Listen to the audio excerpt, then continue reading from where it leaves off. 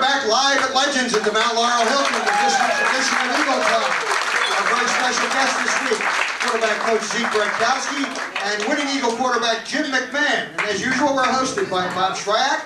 Back to Bob and Zeke. All right, thanks a lot, Mike. Incidentally, ladies and gentlemen, those of you who've been coming to the program and have heard about it, the program really was the idea of the gentleman you just listened to, Mike DiFrancesco, the general manager here at the Hilton. I think he's done a great job. How about you?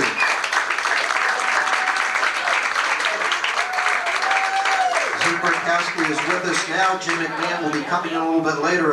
Coach Bredkowski, I want to ask you a little bit about Jim McMahon. All of us are amazed at the performance of Jim. We watch, we know that he's playing in pain, but we really don't know how much pain this guy is in. All we do is read in the newspapers, we hear on TV. You see it, you understand it, you've been a quarterback. Explain to us, number one, what this guy is going through physically, and number two, how he deals with it the way he does. Well, first of all, he really doesn't tell us how bad he's hurt. He's that type of pro, really. He's really one of the old-fashioned type pro football players. He won't admit it being hurt that bad. The one thing that a lot of people don't know about Jim McMahon is the fact that he's a highly conditioned athlete. He works harder than anybody on the football team. I've seen him in the room working on his knee and how long he works. He stays late. He prides himself in his strength, and that's why he sustains so long. Plus the fact that he's in such good condition, he recovers from injuries quickly. But he won't admit to pain. He'll say it's sore. How sore is it? Well, just let me rest today. I'll be fine tomorrow. But he works on it, and that's a great credit to him. He knows what the game's all about, and he's playing hurt. He's not playing injured, and there's a big difference. I don't think that anybody would ever ask him to play totally injured. But he's hurting in different areas. But you got to remember, he's just coming off of arthroscopic surgery on his knee, and it's not like he can recover in 2 weeks from it. And he's gone out and played under that, but he's constantly strengthening it.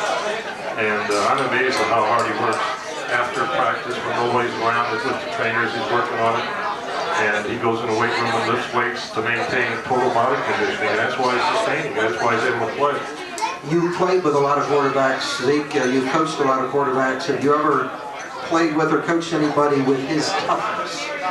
Well, Bart Starr played very tough, with broken hands, broken ribs, that type of thing, and never complained and never asked any quarter from anybody when he went on the field. That's the way Jimmy is. He doesn't go out there and just ask people not to hit on him. He knows he's going to get hit, and he accepts that, and he just goes out and does his job, and that's the way the great ones are. Unitas was the same way. He played hurt. They play with broken fingers on their passing hand. Jimmy's done that. They've taken Novocaine shots to play games. That's just the way it is. The profession that way. Your quarterback is too important to the total offense that you've got to just try to keep them well. And they'll tell you. Did you expect him to play against the Browns yesterday, Zeke? As early as yesterday morning, I wasn't sure whether he was going to play.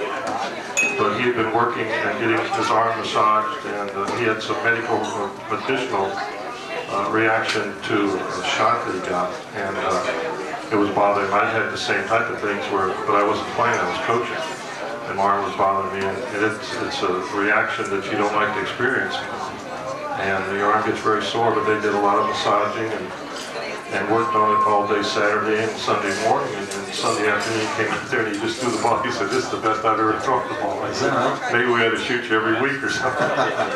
Is that the best you've ever seen him throw the ball, Zeke? Well, this is only my first year with him, but he handled the football team and threw the ball. There was some of the long passes he just threw the ball, just absolutely perfect. Mike DiFrancesco has a question in the back of the room. Mike. Sure do, Bob. Hold on. Who are you? I'm Mike from Cherry Hill. My first question is, if the Eagles hadn't scored on third down, would they have gone for the field goal or tried to go for the touchdown in fourth down? When was this? What part of the game? I'm sorry, on the last drive. We would have kicked the field goal because we needed it anyway to win it. And we had plenty of time to come back. Okay. And my second question is, how did the offensive line grade out for yesterday's game? I don't know the exact numerical grade, but just looking at the tapes in general, I think that they're improving with leaps and bounds each week, and the continuity aspect of it is getting there, plus the additional fact that Coach Gotite's alternating some young people in there to get the valuable experience, and they're beginning to really come along. So it's a good plus to have the veterans playing with the nucleus of young people and the other people alternating, getting valuable experience. It's not weakening us at all. It's making us stronger because we're getting fresh people in there. And they're learning in the process. Thank you. Back to you, Bob. Zeke, the running game of the Philadelphia Eagles has been under fire for a long time, but without a good running game, the outcome of the last two games might have been a little bit different. I think the running game clearly is starting to make some strides, is it not? We're doing a lot of repetition of the same type of play, and the line, again, they're getting the continuity of doing it over and over, and we haven't changed that in the last two games, and really did the same things earlier. But now with the arrival of James Joseph to help Keith Byers run, it's really working out well from our one-back running sets. And James ran very well yesterday when he's just a fine young running back. And by giving Keith Byers a little rest once in a while, and his valuable is in the passing game, we can rest him a little bit in the running game also, and then he's fresher going in to run the football. So it's a real plus for us. And James gives us that additional, big, strong running back. All right, Mike has another question. Looks like John from Gibbstown. Yeah, could be. From the spaghetti capital of New Jersey, Bob. Zeke, I don't know if you're the assistant offensive coordinator also, are you? No, I'm just a quarterback coach. Well, maybe you can help with it. You might not be able to answer my question. I was wondering why we haven't seen Robert Drummond more often. Well, it's just, on a one-back offense, it's very difficult to alternate too many people in practice. But he's working very hard.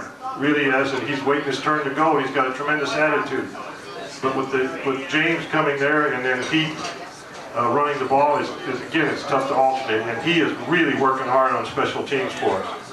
I don't mean to just jump in on this. Right. Maybe I was saying double vision, but I think sometimes I saw a two-man backfield. Well, you're right. We do. And you got to remember that one of them is a ball carrier most of the time, and one's a blocker.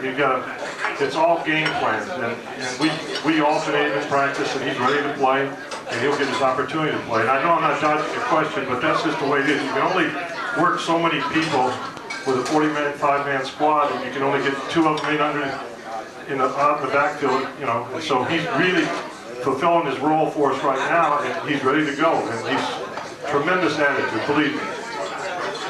All right, Bob, back to you. Zeke, James Joseph had a very fine preseason, but he's also a 7th-round pick. Any surprise in his progress? He looked super the last few games. Well, he comes from a school that's always had great running backs, Auburn, and it's a great, tough program. They've got a great running attack there.